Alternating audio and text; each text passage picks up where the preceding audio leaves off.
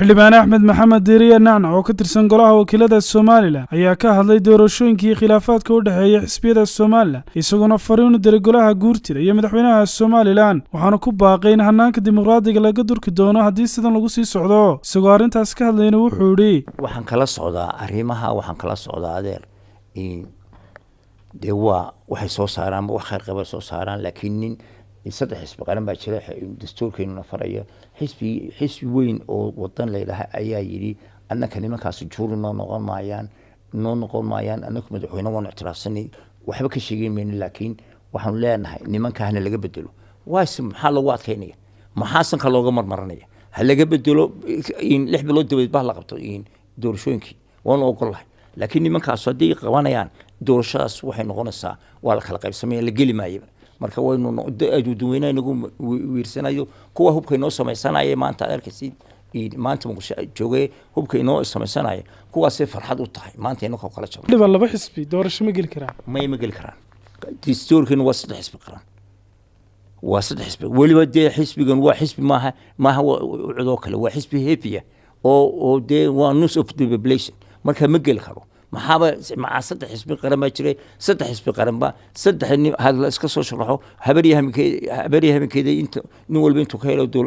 baarlamaanka uu ka helo ama dawladda hoose ka helo sideenaynu samaysano laakiin iyo geli maayo waa gelmays iyo waad gelaysaa dacari artaas wadan dhan bay baabisaada waxaa leeyahay madaxweyne haddii ay taa lagu tumayde ka joog baan leen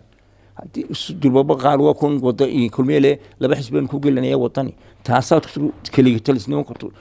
ku badasa marka dee xisbi qulma galay wadankii kaliya talis u noqonaya cudcindina ma danaynayso waa kulmiyo markaa galay anagu cud tirsanayno marka waxa weeyaan cud waa kii xogayihii in calwaabinkii ku xigay waa kii iska casilma ku yaabay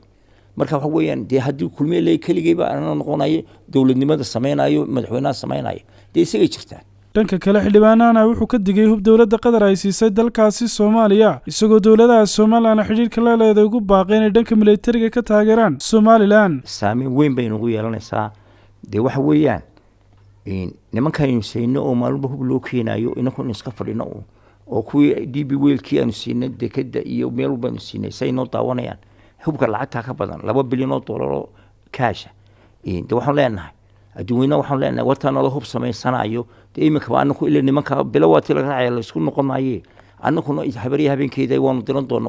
waxaan heli karnaa waanu ursanayna way dagaal baan ugu soo maqan shalay dowlatus bay nimankan carabta ee aanu saaxiibadan nahay aan gadar waa ninkii ka tagnay ee imaaraadka iyo Sacuudiga waxaan leenahay dee waryaane wax ku qaata wadankii haddii ay leedihiin waxbaanu in dhisayna dee waxa noo dhisa oo sida gadar ay u dhisto South-ka u dhisto koonfur u dhisto daanaka noo dhisa Soomaaliland haddii sidaas Soomaaliya u dhistaan Soomaaliya say u dhiseen annakana waxaan dawladda carabta saaxiibka nahay iyo adduunweynaba ka codsanaynaa in annakana la dhiso oo nimankan dee weligay waan isku muuqan jirnay iska fahmeynee dee aan waxayga iska sii samaysano Ismaan Axmed Ismaan Sabti Fargeysa